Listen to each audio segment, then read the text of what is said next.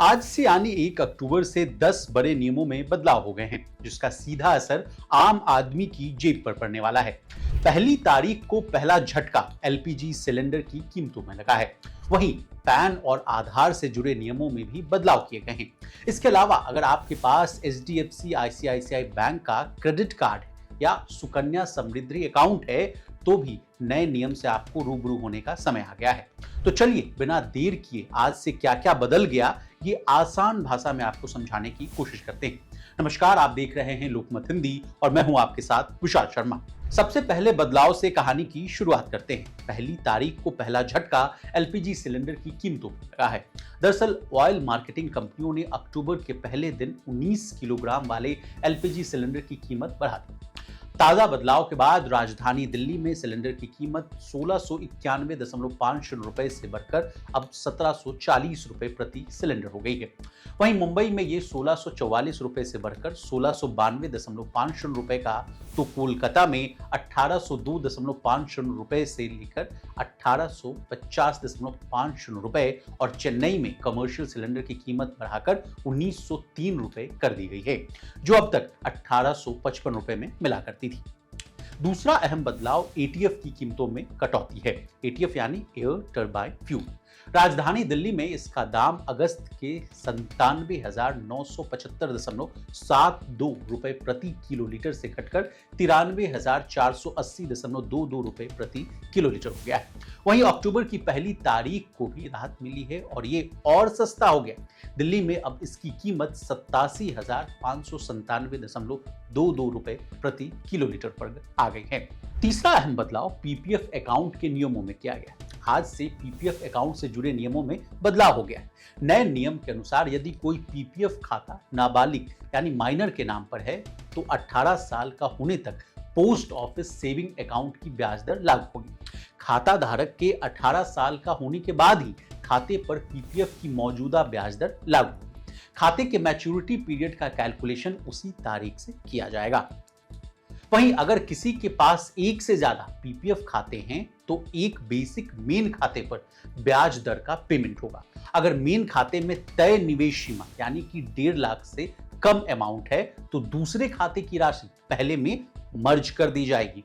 इस मर्जर के बाद आपको कुल रकम पर पीपीएफ की ब्याज दर के अनुसार ब्याज दिया जाएगा।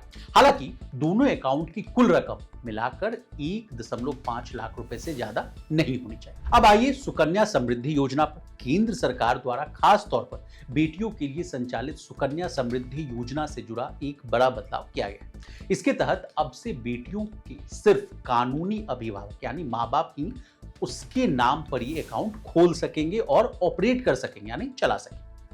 अगर किसी लड़की का सुकन्या अकाउंट ऐसे व्यक्ति के द्वारा खोला गया है जो उसके लीगल पेरेंट यानी कानूनी अभिभावक यानी माँ बाप नहीं है, तो उसे ये खाता लीगल पेरेंट्स को ट्रांसफर करना होगा। ऐसा नहीं करने की स्थिति में उस अकाउंट को बंद कर दिया जाएगा। अब आते हैं पैन कार्ड पर। अब से इनकम टैक्स भरने या पैन कार्ड बनवाने के लिए आधार नंबर की जगह आधार नामांकन आईडी का उपयोग नहीं किया जा सकेगा। इस बदलाव का उद्देश्य पैन नंबर के दुरुपयोग को रोकना है। इसके साथ ही इससे किसी व्यक्ति से एक से ज्यादा पैन कार्ड बनाने पर भी लगाम लगेगी, यानी जो व्यक्ति जो है एक से ज्यादा एक पैन कार्ड बनवाते थे उसको अब नहीं करने दिया जाएगा। अगला बदलाव जो है एचडीएफसी, पीएनबी और आईसीआईसीआई बैंक के क्रेडिट कार्ड से जुड़ा हुआ है। एचडीएफसी बैंक के कुछ क्रेडिट कार्ड के लिए लॉयल्टी प्रोग्राम को बदल दिया गया है।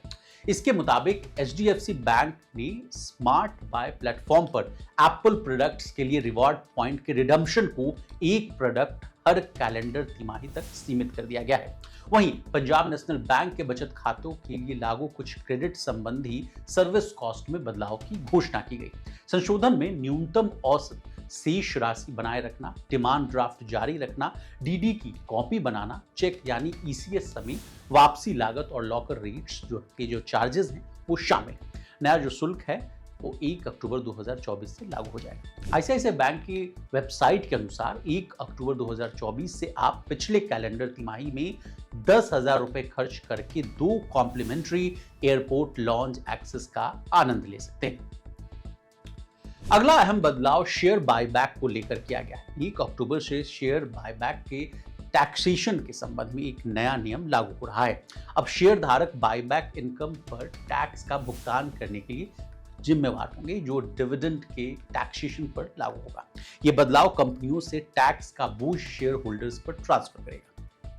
अंतिम बदलाव एफएनओ यानी फ्यूचर्स एंड ऑप्शंस ट्रेडिंग से जुड़ा हुआ। 1 अक्टूबर से फ्यूचर्स एंड ऑप्शंस पर लागू होने वाला सिक्योरिटी ट्रांजैक्शन रेट यानी जिसको कि आप एसटीटी के नाम से जानते हैं, वो बढ़ने वाला। ऑप्शंस की सेल पर एसटीटी प्रीमियम के 0.0625% से बढ़कर 0.1% हो गया। फ्यूचर सेल करने पर एसटीटी ट्रेड प्राइस के 0.0125% से बढ़ाकर 0.02% हो जाएगा। अब हमने आपको आज से जो अहम बदलाव हो रहे हैं उनके बारे में तमाम जानकारियां दे दी। आपको हमारी ये डिटेल रिपोर्ट कैसी लगी कमेंट करके जरूर बताइएगा। इसी तरह देश और दुनिया और बिजनेस जगत से जुड़ी तमाम ताजा तरीन खबरों के लिए बने रहिए हमारे साथ, देखते रहिए लोकमत।